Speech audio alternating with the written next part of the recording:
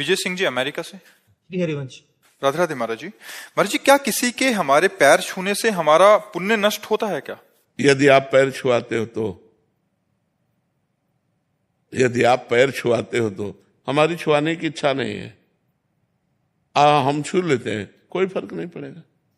यदि हम खुशी होते हैं, हम छुआना चाहते हैं, तो भजन नष्ट होगा, फिर पुण्य नष्ट होगा। यदि हम छुआना नहीं चाहते हैं, हमारी इच्छा नहीं है, और वो जो हमारे पैर छूने आ रहा है उसको पहले हमने प्रणाम कर लिया, हमारी इच्छा भी नहीं है, तो पैर छू भी ले तो पुण्य नष्ट नहीं होगा। तो पैर छूना प्रणाम करना एक ही बात है। लाखों लोग प्रणाम करते हैं, तो उन लाखों लोगों में हम अपने भगवान को देखकर प्रणाम करते हैं कि मेरे भगवान ही इन सब रूपों में, कोई पुण्य नष्ट नहीं होगा। और जब ये कि मैं इन सबसे श्रेष्ठ हूं, तो फिर भजनशील हो जाएगा।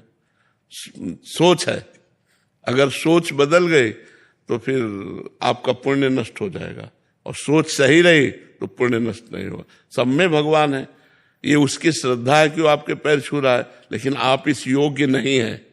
आपको ये अंदर से होना चाहिए, मैं इस योग्य नहीं हूं, मेरे प्रभु ही सब में विराजमान। वो झुका, उसके पहले हमने प्रणाम कर लिया, बात बन गई। वैसे नहीं छुआना चाहिए, कोशिश करना चाहिए कि अपने कोई पैर न छुए, और जब कोई जबरदस्ती कर ले तो उसमें भगवत भावना करके उसको प्रणाम कर लेना चाहिए। समर्थ शर्मा जी। राधे राधे महाराज जी। महाराज जी, कभी कभी श्री जी हमारी जिंदगी की दिशा भी बदल देती हैं, समय परिस्थिति सब कुछ गलत लगने लगता है। उस समय मन में प्रश्न उठता है कि हमारे साथ ही ऐसा क्यों हुआ, लेकिन जैसे ही हम उनका नाम जपते हैं सब कुछ अपने आप ठीक होने लगता है। ये श्री जी की कैसी लीला है महाराज जी? क्या हमारे विश्वास और प्रेम की परीक्षा होती है या उनका दया स्वरूप? नहीं, रजोगुण की जब वृद्धि होती है और तमोगुण उससे मिल जाता है, तो हमें फिर भगवान में संशय होने लगता है, संसार की तरफ हमारी मनोगति होने लगती है। और जो सात्विक वृत्ति आती, जैसे नाम जप किया, सात्विक वृत्ति आई तो सब समाधान मिल जाएगा। रजोगुण तमोगुण में समाधान नहीं, इसीलिए हम कहते हैं हर समय नाम जप करो। नाम जप निरंतर अभ्यास किया जाए तो रजोगुण तमोगुण शांत हो जाएगा, हमारे अंदर गुणातीत एक आनंद आ जाएगा, एक आनंद की अनुभूति हो जाएगी। और दूसरी बात है कि सबके जीवन में दो पार्ट आते हैं, कभी सुख कभी दुख, कभी संपत्ति कभी विपत्ति। तो संघर्ष में जीवन, पूरा जीवन रहेगा। जब तक मनुष्य जीवन रहता है तब तक संघर्ष रहता है, हमको लड़ना पड़ेगा। तो नाम बल से, अध्यात्म बल से ही हम जीत सकते हैं। अगर अध्यात्म बल नहीं तब तो संसार में फिर नष्ट ही हो जाता है प्राणी। इसलिए नाम जप करते रहिएगा, भगवान का अधिक से अधिक जो प्रिय नाम हो वो नाम जप करते रहिएगा। और भोजन सात्विक रखिएगा, और रजोगुण तमोगुणी विषयों से बचिए और लोगों से बचिए। जिन लोगों के संग से कुमति उत्पन्न होती है, ऐसा कुसंग का त्याग कीजिए।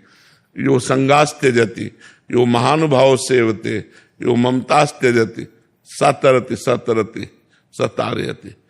जो कुसंग का त्याग कर देता है, संत महापुरुषों का संग करता है और ममता रहित हो जाता है, वो भगवान के भजन के प्रभाव से वो सबको तारने की सामर्थ्य रख लेता है। स्वयं तर जाता है, दूसरों को भी तार देता है। इसलिए पवित्र भोजन पाओ, सत्संग करो, नाम जप करो, कैसी भी विपत्ति आए घबराओ मत, भगवान है ऐसा विश्वास रखो। भुवन चंद जी गाजियाबाद से। राधे राधे महाराज जी। महाराज जी, मुझे लोगों की मदद करना बहुत अच्छा लगता है और मैं अपना पूरा जीवन इसी सेवा में लगाना भी चाहता हूँ, परंतु कभी कभी जिंदगी में मदद करता हूँ, वही लोग मुझे गलत बोल देते हैं, उनके व्यवहार से मुझे बहुत दुख होता है। ऐसे समय में मन ये टूटने इसी से लगता है। बचना है। जब हम लोगों की मदद करें तो उनमें हम भगवान को देखें, और वो मदद कार्य जो हमने किया वो पुण्य कार्य है, उसे हम भगवान को समर्पित कर दें। बदले में उनसे हम धन्यवाद न चाहे। हमारे अंदर आकांक्षा होती है कि हम जिसको कुछ सेवा करते हैं वो हमसे कृतज्ञता प्रकट करे, लेकिन वो प्रतिकूल व्यवहार करें तो फिर दुख होता है। ये अध्यात्म नहीं है। अध्यात्म ये है, तो दियम वस्तु गोविंदम तुभ्यमेव समर्पय। हे प्रभु, तन मन धन में जो भी आपकी सेवा हमसे बन रही है वो आपके द्वारा ही दिया हुआ शरीर है, आपके द्वारा दिया हुआ धन है, आपके द्वारा दी हुई बुद्धि है। तो हे प्रभु, वो आप स्वीकार करें।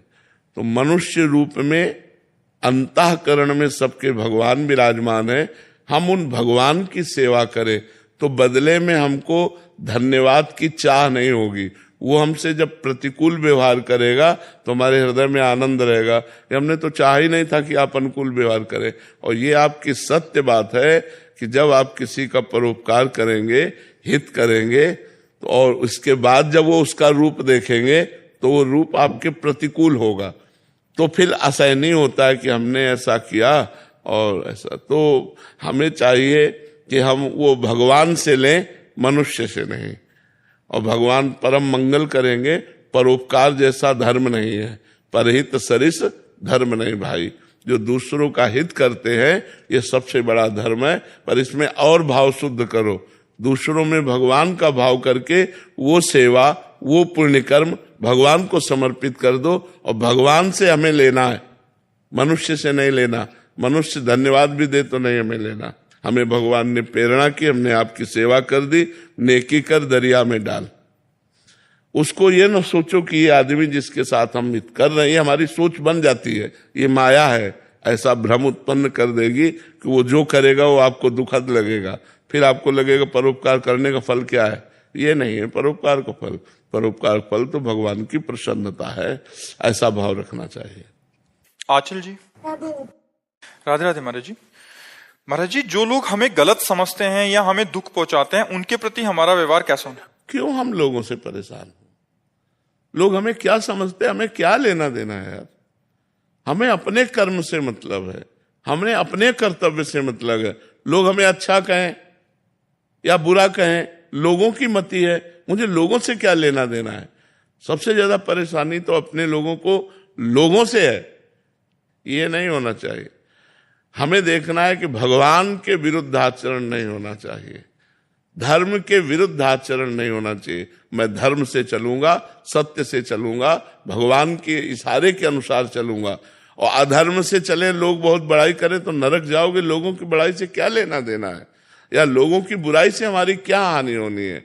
हम लोगों के दिमाग में क्यों घुसेड़ते हैं अपनी बुद्धि, उसी में हम परेशान होते हैं। ये आदमी हमें कैसे देख रहा है, ये आदमी क्या हमें बोल रहा है, या क्या सोच रहा है, उसकी मति है। हमको अपने मार्ग में सीधे चलना है। हम धर्म से चलें, गलत ना चलें, अच्छे से चलें। लोग हमें बुरा कहें तो करें। मुश्किल होता है ग्रस्त जीवन में फिर ऐसा। हाँ, लेकिन अब मुश्किल होता है, लेकिन नामुमकिन तो नहीं। हम अगर अध्यात्मवान बने तो हम ऐसी क्षमता धारण कर सकते हैं।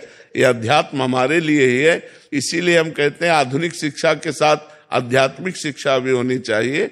अगर आध्यात्मिक शिक्षा नहीं होगी तो आधुनिक शिक्षा पढ़ करके भी हम बहुत नादान रहेंगे, ज्ञानी नहीं कहलाएंगे, हम बुद्धिमान नहीं कहलाएंगे। तो इसलिए हमें चाहिए थोड़ी सहन शक्ति आनी चाहिए। तो अपराध बन गया तो हम अपनी बुद्धि को कंट्रोल कैसे करें, जो हमसे अपराध ना करवा दे, जो हमको गलत ना कर दे। हमको नाम जप करना चाहिए। इसीलिए कहते हैं अध्यात्म से जुड़ो, नाम जप करो, सत्संग सुनो, शास्त्र स्वाध्याय करो, परोपकार करो। इससे बुद्धि पवित्र हो जाएगी, विशाल हो जाएगी। स्वार्थ बुद्धि ही हमको सहनशीलता नहीं देती, परमार्थ बुद्धि सहनशीलता हमको देती है।